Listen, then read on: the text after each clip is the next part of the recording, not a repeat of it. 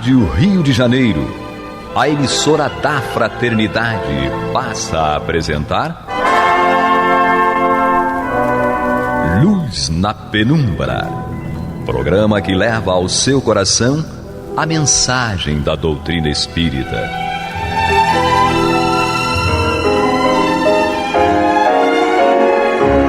E com vocês, João Nogueira, para estudos de obras póstumas de Allan Kardec.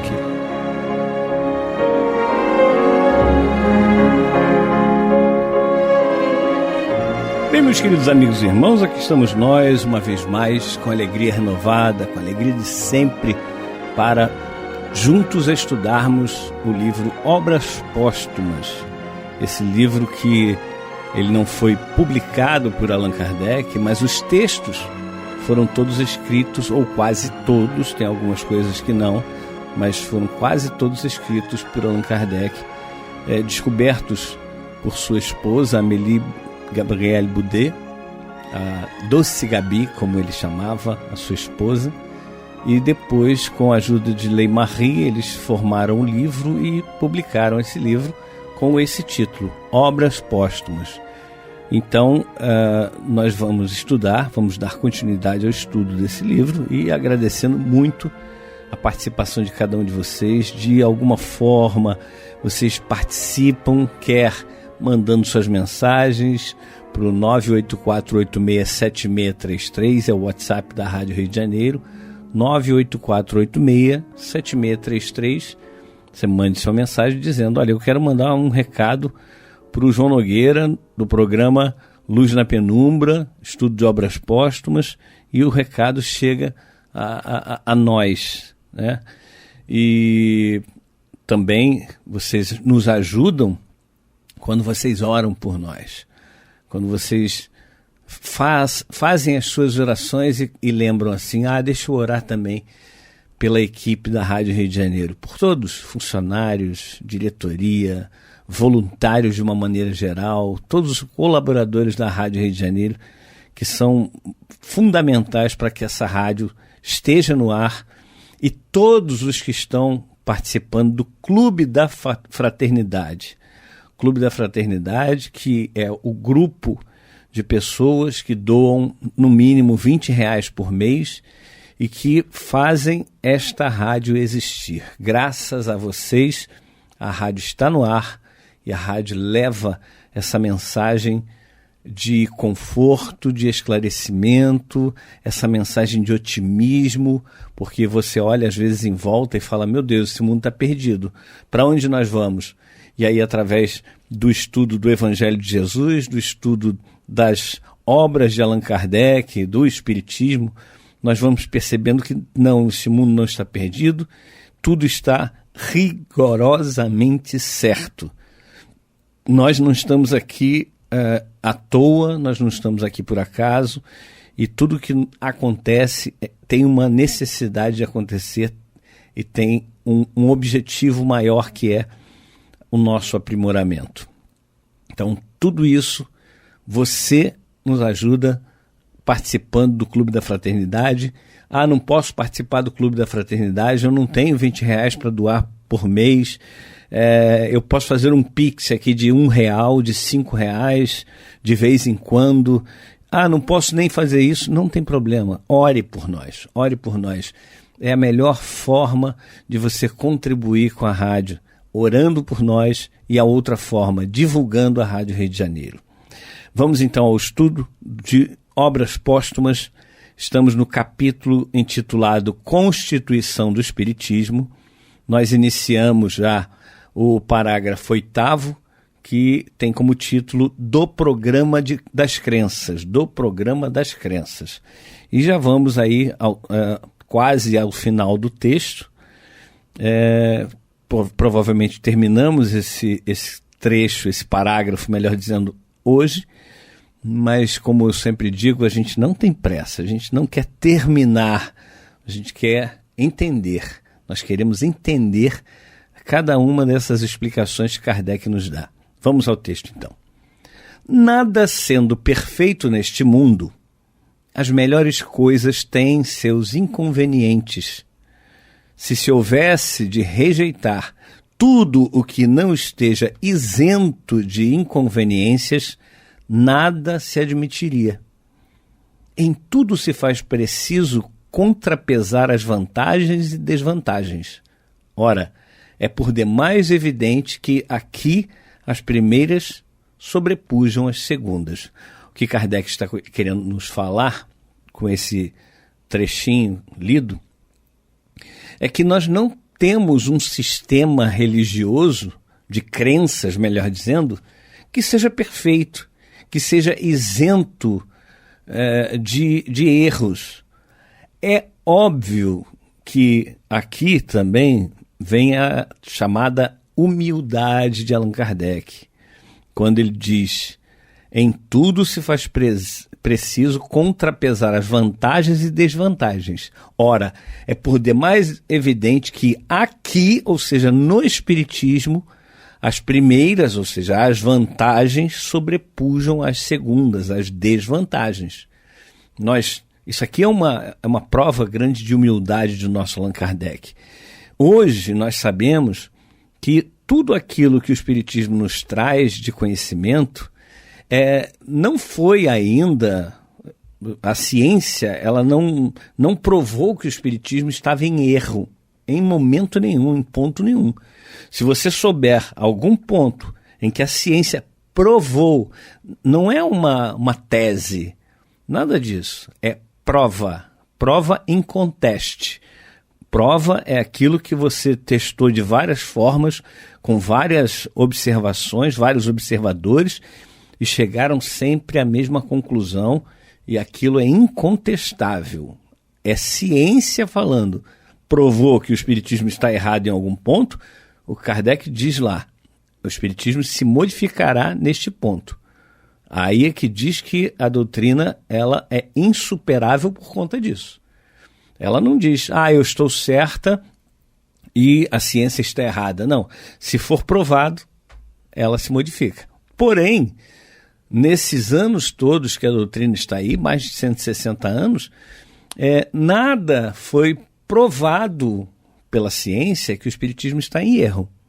Existem teses que dizem, isso aqui está errado, aquilo ali está errado, pessoas que pensam de uma forma ou de outra. Então, é a mesma coisa com relação a todas as crenças.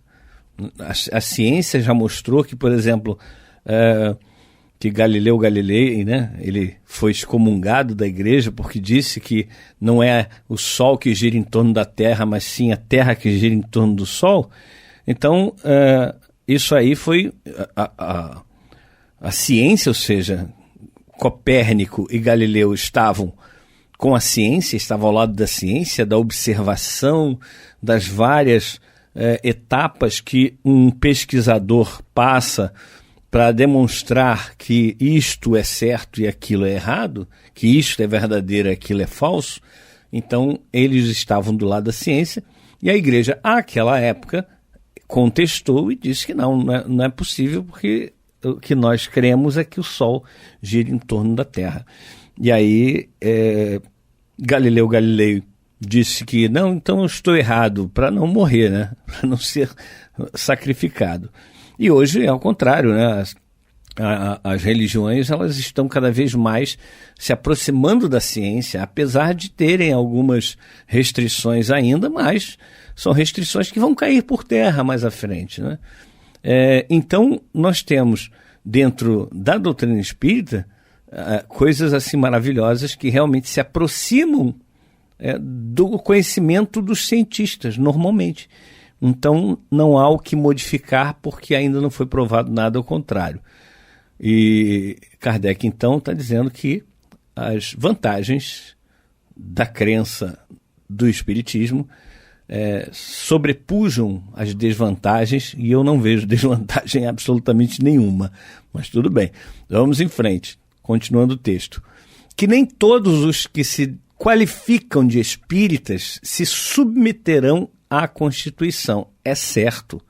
Por isso mesmo, ela existirá apenas para os que aceitarem livremente e voluntariamente, porquanto não nutrirá a pretensão de impor-se a quem quer que seja.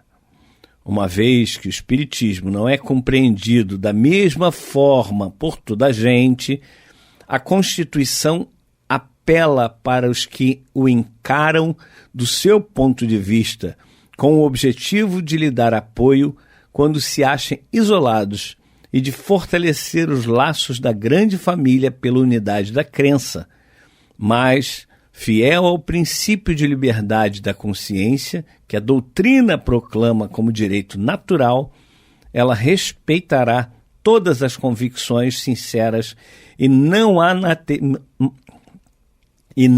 anatematizará os que sustentem ideias diferentes das suas, nem deixará de aproveitar as luzes que possam brilhar fora do seu seio. É mais uma prova de humildade de Allan Kardec, dizendo que se as pessoas pensam diferente do que a doutrina espírita coloca, não tem problema nenhum. As pessoas são aceitas dentro do movimento espírita, até porque o movimento espírita ele precisa de pessoas que pensem de forma diferente para crescer. Vamos chegar a um determinado momento, em que todos nós compreenderemos verdadeiramente o Espiritismo. Mas hoje ainda não compreendemos o Espiritismo, o verdadeiro Espiritismo, não compreendemos. Então a gente precisa de pessoas que pensem contrário, que falem: João, eu não concordo com isso que você falou, eu acho que não pode ser assim, tem que ser de outro jeito, para a gente parar e pensar: será que é verdade isso? Será que eu estou falando alguma coisa que não seja correta aqui dentro da doutrina espírita? Deixa eu pesquisar, deixa eu buscar. Temos que fazer isso. Nenhum de nós é dono da verdade, nenhum de nós conhece a Bíblia por completo, não. Mesmo que decore a Bíblia inteira, mas não conhecem verdadeiramente a Bíblia inteira. Você vai ler um trecho da Bíblia, o outro vai ler outro trecho da Bíblia e vão interpretar de formas diferentes. E também não tem aquele que conheça todas as obras de Allan Kardec, que realmente sejam aprofundados em matéria de espiritismo. Porque nós temos uma visão, e quando lemos alguma coisa, quando vemos alguma coisa, é através da nossa visão. Cada um vê através dos seus próprios olhos. E é por isso que existem tantas divergências, e volto a dizer, isso é saudável. Só não é saudável quando se prove uma coisa e a pessoa fica insistindo no erro. Provou aquilo, aí a pessoa vai e continua insistindo no erro. Aí tem que chamar a pessoa e falar assim: olha só, você tem todo o direito de pensar diferente, mas não tem o direito de dizer que isso é espiritismo. Porque já foi provado para você que o espiritismo não fala isso, não prega isso. É ao contrário. Bom, meus irmãos, antes de continuarmos a leitura do texto em questão, nós devemos lembrar que este é o programa Luz na Penumbra, que vai ao ar através da Rádio Rio de Janeiro em 1400 kHz AM e também pelo site da rádio, radioriodejaneiro.digital. Também depois vai para o YouTube, mas levado ao ar todas as quartas-feiras, das 21 às 21h55, e às quintas-feiras tem a reprise, às 3 horas da manhã e às 6 horas da manhã. O programa Luz na Penumbra, ele vai ao ar de segunda a sexta-feira, das 21 às 21h55, sendo que cada dia tem dois programas, 2 estudos, para que você possa acompanhar o estudo da doutrina espírita, da codificação kardeciana. Então vamos dar andamento aqui ao estudo que estamos na Constituição do Espiritismo. Este é o capítulo, o parágrafo 8º do Programa das Crenças. Então vamos continuar a leitura. O essencial é, portanto, conhecer os que seguem a mesma trilha.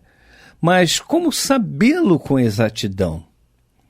É materialmente impossível consegui-lo por meio de interrogatórios individuais, acrescendo que ninguém pode ser investido do direito de perscrutar as consciências. O único meio, o mais simples, o mais legal, seria estabelecer um formulário de princípios resumindo o estado dos conhecimentos atuais que ressaltam da observação e que tem a sancioná-los o ensino geral dos espíritos, ensino a que cada um é livre de aderir ou não. A adesão escrita é uma profissão de fé que dispensa qualquer outra investigação, deixando a cada um inteira liberdade. Meus irmãos, isso era a forma que Kardec tinha de deixar para a posteridade, para os próximos que viriam a aderir ao movimento espírita que nascia naquele momento, no século XIX, de fazer com que as pessoas entendessem o que é verdadeiramente o espiritismo e fizessem uma adesão escrita. Eu estou aqui dizendo, como fez Bezerra de Menezes, que inclusive registrou em cartório, eu estou aqui dizendo que eu sou espírita, eu sigo a doutrina espírita, codificada por Allan Kardec, que se resume nas obras tais, né? Não só são as 5 obras básicas, ou seja, não é o Livro dos Espíritos, o Livro dos Médiuns, o Evangelho segundo o Espiritismo, o Céu e o Inferno e a Gênese apenas. Este livro que nós estamos estudando às quartas-feiras aqui pela Rádio Rio de Janeiro, no Luz na Penumbra, Obras Póstumas, é mais um livro a ser estudado, a ser conhecido e a nos ensinar muita coisa. O livro O que é o Espiritismo, Kardec diz que é por aí que se deve começar a estudar o Espiritismo, porque mostra a base, mostra realmente o que é o Espiritismo, é esse o livro.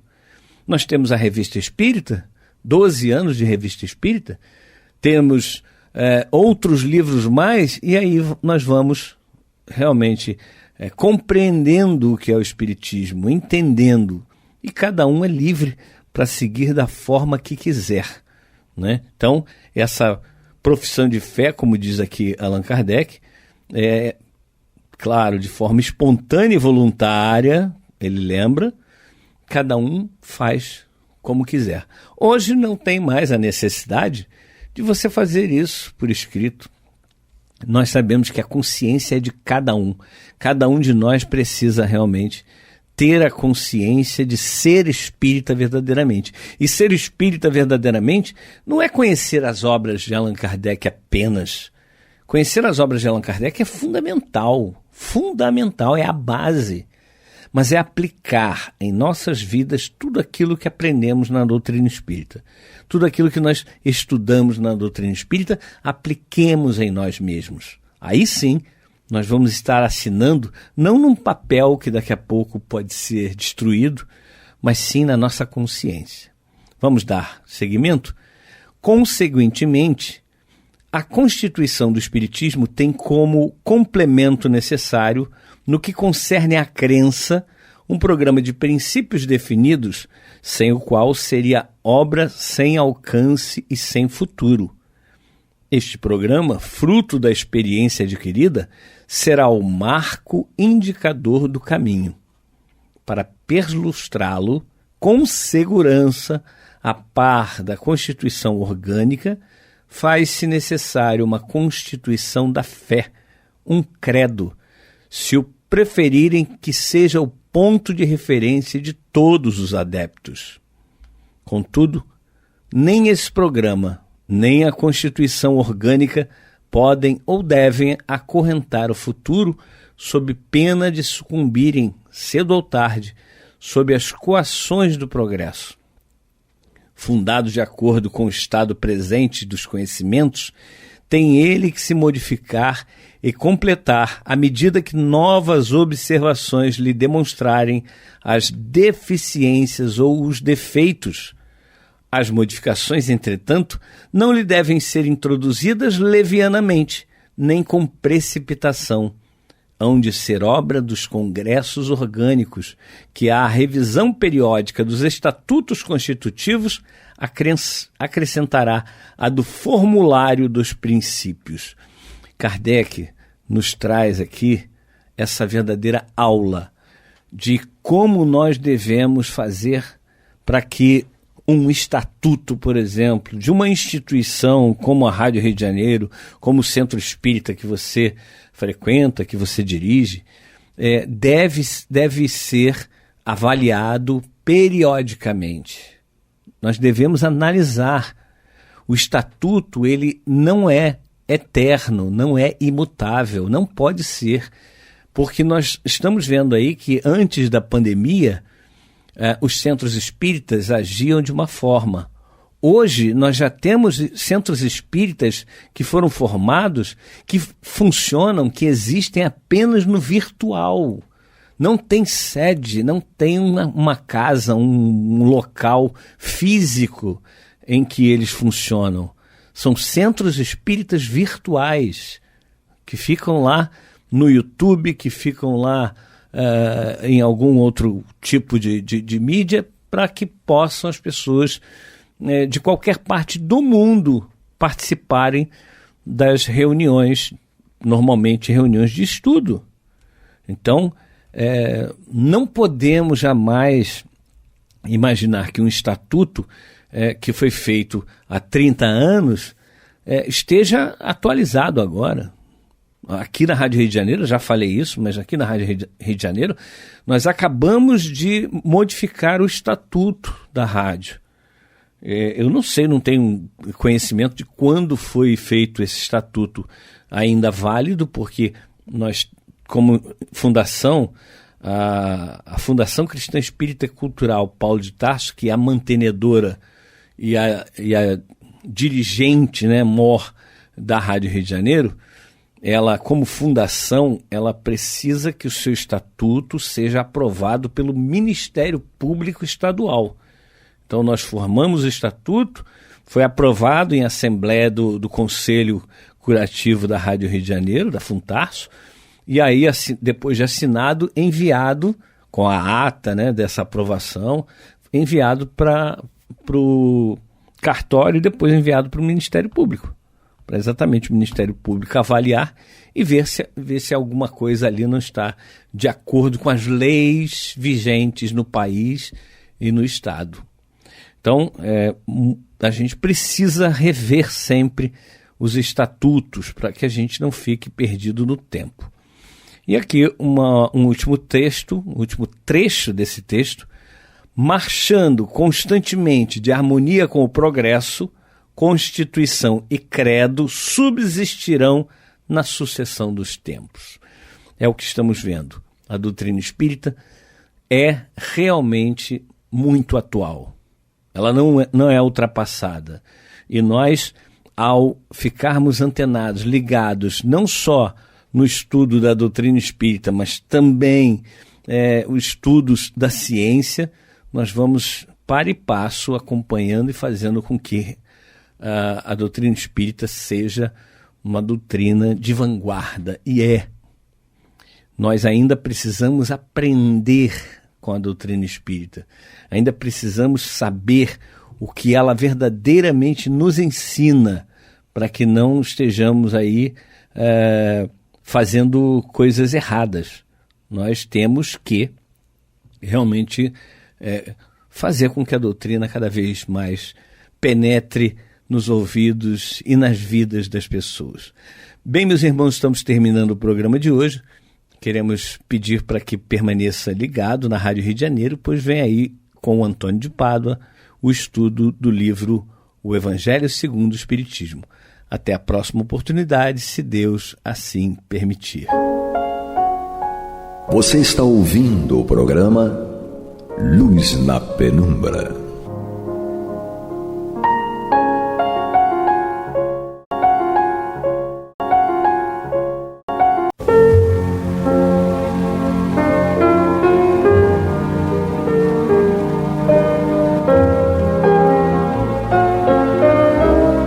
A Rádio Rio de Janeiro está levando ao seu lar e ao seu coração a mensagem consoladora da doutrina espírita, através do programa Luz na Penumbra.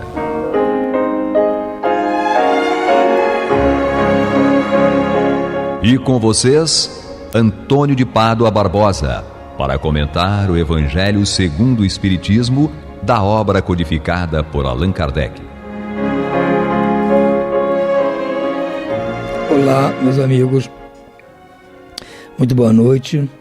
Estamos aqui de volta ao programa Luz na Penumbra, no qual nós vamos comentar o Evangelho segundo o Espiritismo, obra de Allan Kardec. Estamos terminando já o seu capítulo 12, Amai os vossos inimigos. E nós estamos aqui na parte que trata do duelo.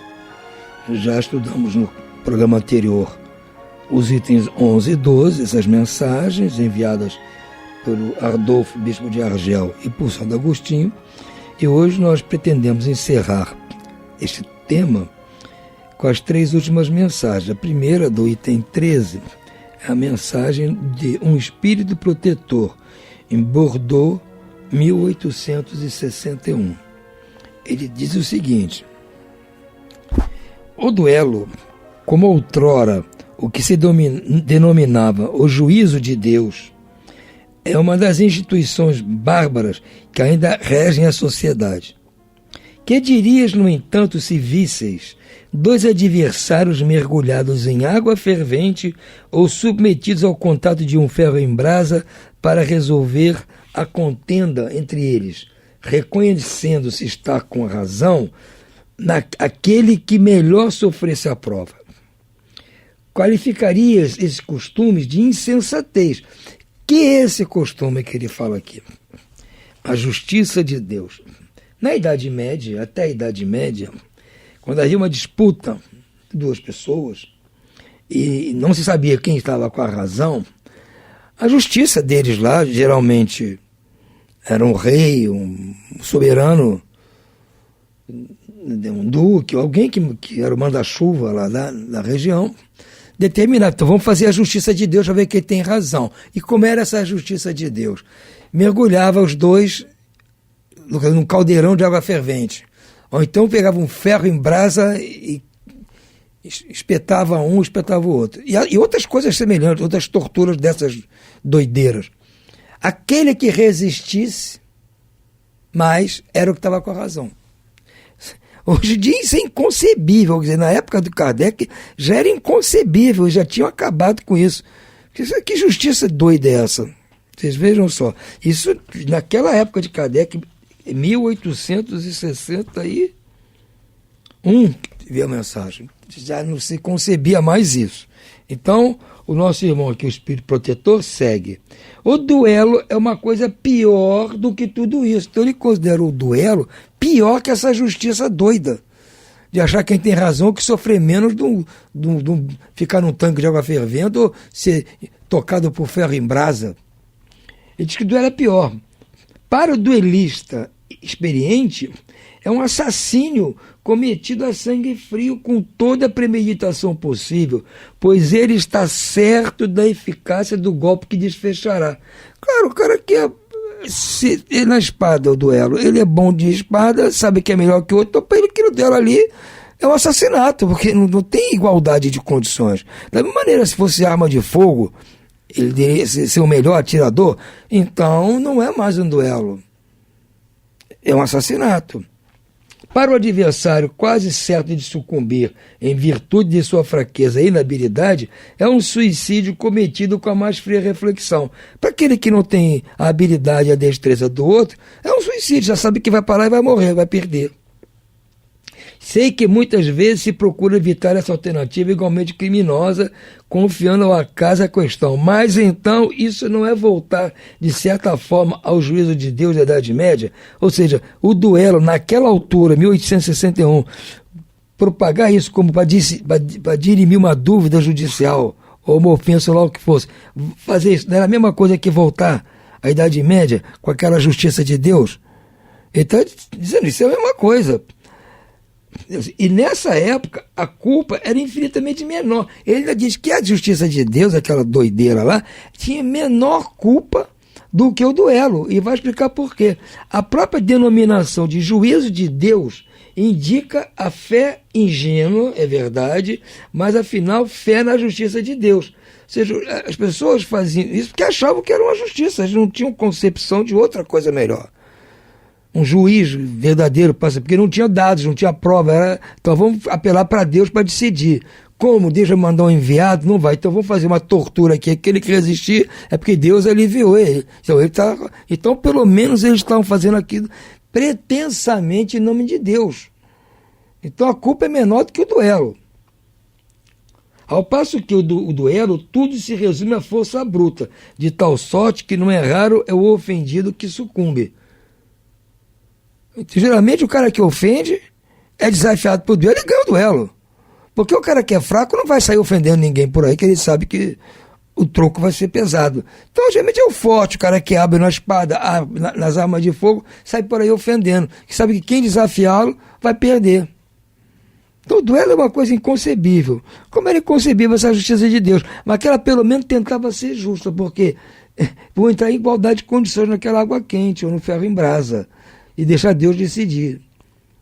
É horrível, mas é menos ruim do que o que está propondo o duelo. O estúpido amor próprio, tola vaidade e louco orgulho, quando sereis submetidos pela caridade cristã, pelo amor ao próximo e pela humildade que o Cristo ensinou e exemplificou. Só então desaparecerão esses preconceitos monstruosos que ainda governam os homens e que as leis são impotentes para reprimir. Porque não basta interditar o mal e prescrever o bem. É preciso que o princípio do bem e o horror no qual estejam no coração... Deixa eu ler aqui melhor. Porque não basta interditar o mal e prescrever o bem. É preciso que o princípio do bem e o horror ao mal estejam no coração do homem. Isso é uma coisa que muita gente não consegue entender. As pessoas acham que você prescrever o bem, ou seja, receitar o bem, pregar o bem, não é? E reprimir o mal, interditar o mal, proibir o mal, vai resolver o problema através de uma lei, de um sistema administrativo, um sistema de governo em que todo mundo tem que ser bom agora. Todo mundo é bom, então vai funcionar. É proibido fazer o erro, é proibido fazer coisa errada. Vai funcionar? Não vai funcionar. Não vai, porque a pessoa não vai fazer o bem obrigado e nem vai deixar de fazer o mal obrigado. Porque o que tem que se fazer é o que diz aqui, é mexer no coração do homem. É ali que vai melhorar, que ele vai passar a fazer o bem e deixar de fazer o mal. Ficar com essa falácia de que qualquer sistema de governo aí vai resolver... Não vai resolver problema nenhum. Você tem que resolver dentro do coração de cada um. É o homem que tem que se modificar individualmente. Porque se todos os homens se modificarem individualmente, automaticamente a sociedade se modifica também. Agora, se querer mudar a sociedade, lá no topo, com leis, com um monte de coisa, achando que os homens aqui vão mudar, não vão mudar. A hora que a sociedade piscar o olho, ele vai agir mal. Aliás, os próprios que têm o poder de estabelecer essas leis são os primeiros a agir mal. Nós estamos cansados de ver isso aí. Então, é uma expectativa muito insana essa de achar que vai mudar alguma coisa desse modo. O que vai mudar é dentro do coração do homem. E vai mudar como? Através desses estudos aqui. Porque nós, se aprendemos isso aqui, entendemos e deixarmos de praticar o mal e passarmos a praticar o bem, nós vamos ser um exemplo para os outros. E menos um a fazer bobagem. Nós seremos menos um a fazer coisa que não deve com a sociedade, onde quer que sejamos. Nós vamos deixar, porque nós estamos nos modificando individualmente. Esse é o trabalho nosso, esse é o trabalho da doutrina espírita.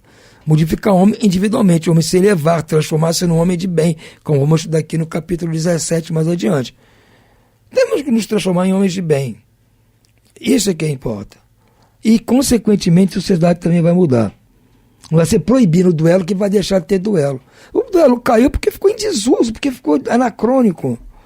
Não foi porque proibido, era proibido, mesmo assim se duelava escondido. Então, à medida que o homem foi evoluindo moralmente, ele deixou de fazer a justiça de Deus, aquele troço horroroso, mas que foi proibido, o homem foi evoluindo. Então o homem tem que evoluir individualmente, e a sociedade vai evoluir por consequência. Achar que vai mudar tudo, trocando isso por aquilo, não vai mudar nada. Então, a outra mensagem aqui é de Francisco Xavier. Não é o nosso Chico Xavier, claro, porque a mensagem foi em Bordeaux, 1861 também. Francisco Xavier, se vocês não sabem, o São Francisco Xavier, ele era conhecido, o nome dele real era Francisco de Jaçu, cognominado Apóstolo das Índias. Era um jesuíta espanhol, pioneiro e cofundador da Companhia de Jesus, cujos membros são conhecidos como jesuítas. Exerceu sua atividade missionária no Oriente, evangelizou o Sudeste da Ásia, Índia, Malásia e o Japão. Ora, o nosso atual Papa, ele escolheu o nome de Francisco para ser chamado Francisco. Ele não fez isso em homenagem ao Francisco de Assis. Ele fez em homenagem a esse Francisco Xavier, que era um espanhol. Ele fez em homenagem, porque ele, o Papa Francisco, o Juan Bergoglio, argentino, ele é um jesuíta também. Então ele quis homenagear assim, o patrono da Companhia de Jesus. Um deles, né? Que é o São Francisco Xavier. Então vamos lá. Diz ele aqui: que juízo farão de mim, costumais dizer, se eu recusar a reparação que me é exigida, ou se não a reclamar de quem me ofendeu? É isso aí, ele fica preocupado com o que os outros vão dizer se você não revidar a ofensa. Está mais preocupado com o que os outros vão falar do que com o próprio ofensor.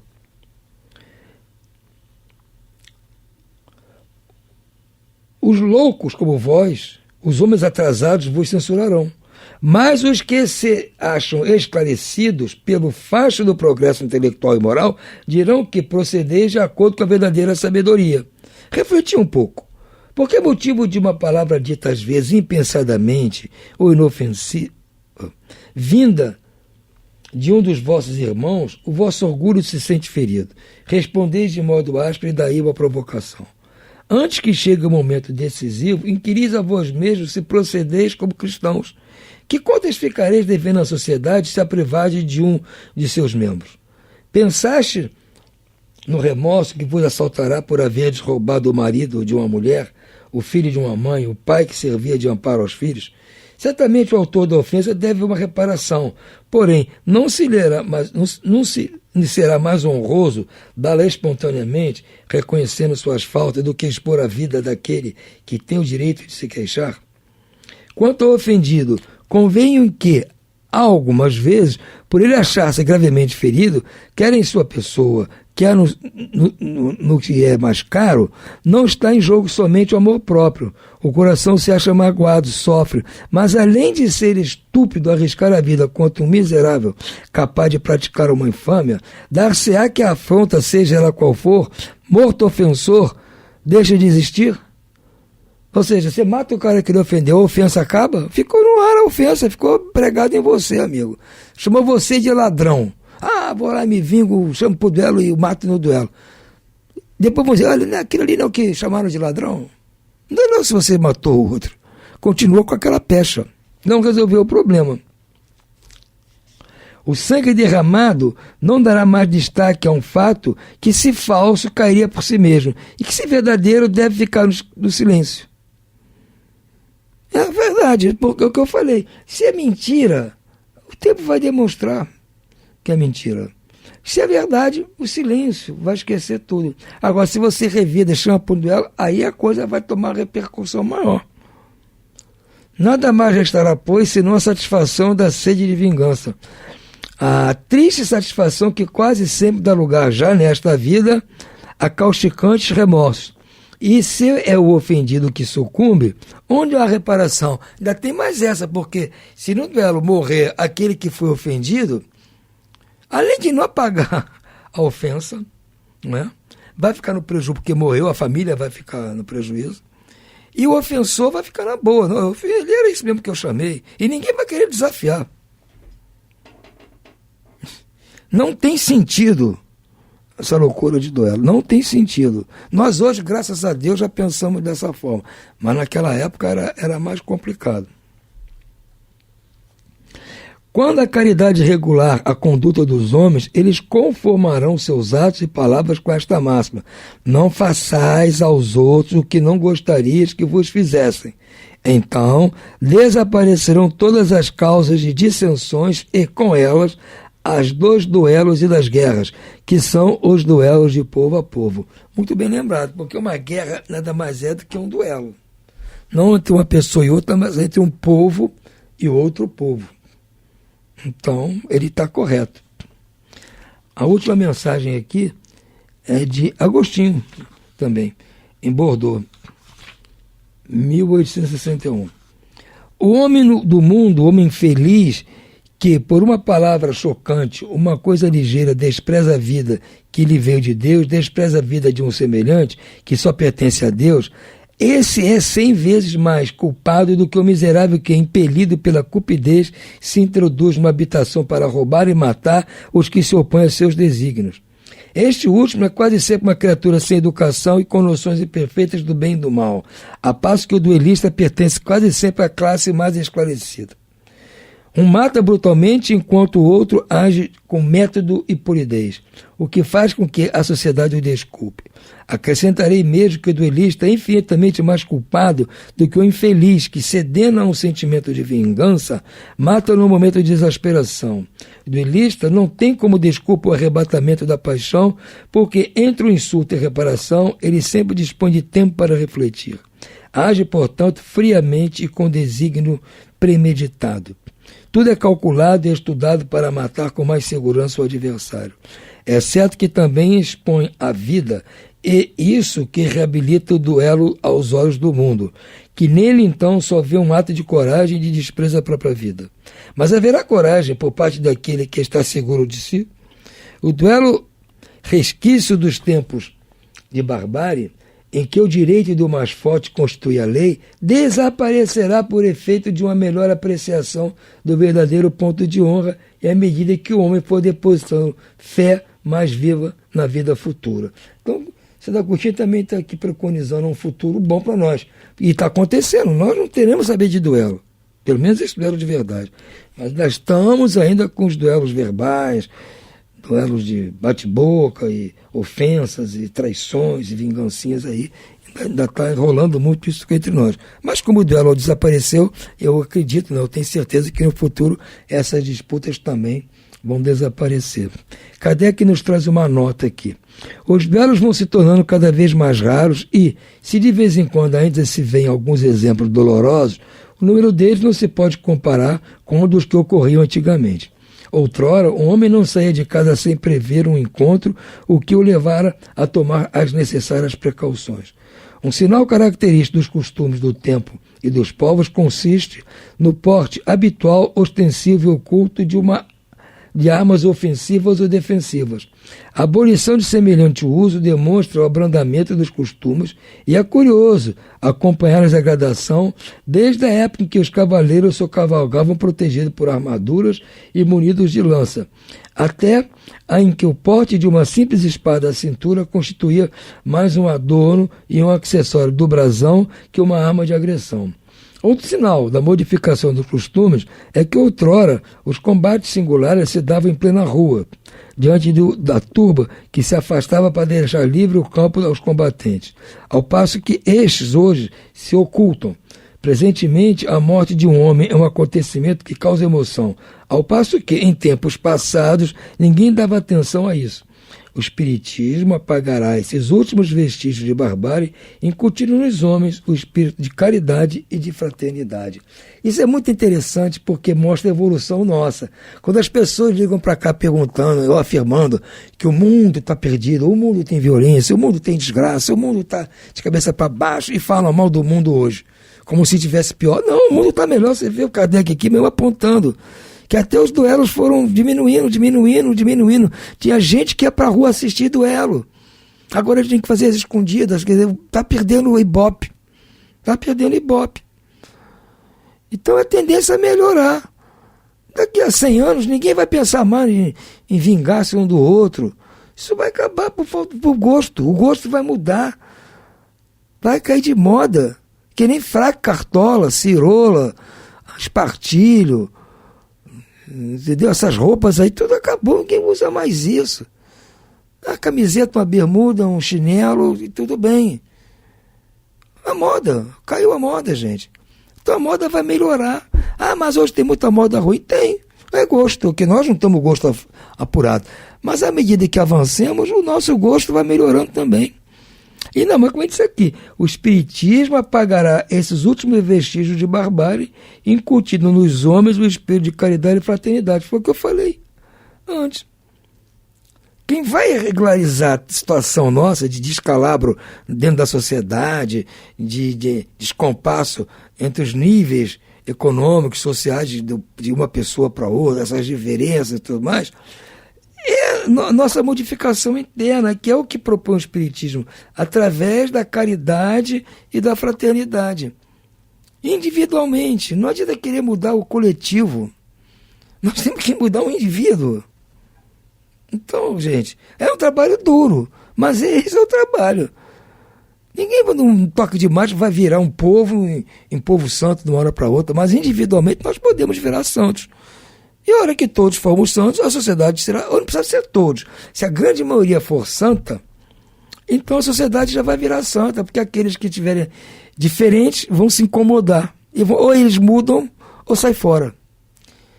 Então é longo, é demorado, é mais trabalhoso, mas é o que tem que fazer. Cada um cuidar de si e procurar seguir o que fala aqui do Espiritismo. O espírito da caridade é o espírito da fraternidade. Quando nós formos caridosos e fraternos uns com os outros, não vai ter duelo, não vai ter confusão, não vai ter política suja, não vai ter nada disso. Nós estaremos com nossos problemas encaminhados. Não digo resolvidos, mas pelo menos bem encaminhados. Então é isso que eu proponho a todos. Vamos nos mudar internamente. Cada um faça a sua parte, que vamos ficar surpresos quando virmos o resultado dessa atuação. Fiquemos por hora com Deus. Desejo a vocês todos muita paz e muito boa noite.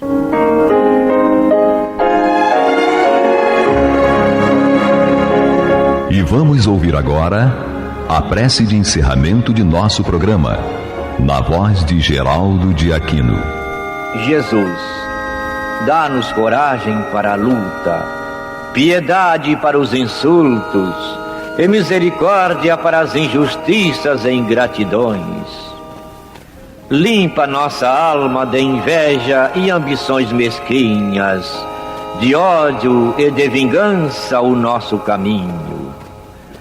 E que dentro em pouco, ao recolher-nos de novo ao calor do nosso leito, para que o sono nos dê a paz e o esquecimento das tristezas humanas, possamos sentir, Senhor, no mais íntimo de nosso ser, a doçura indefinível do Teu amor e a grandeza incomparável da Tua divina presença.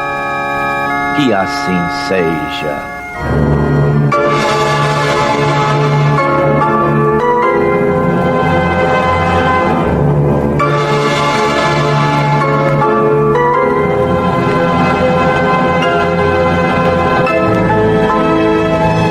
Acabamos de apresentar o programa Luz na Penumbra.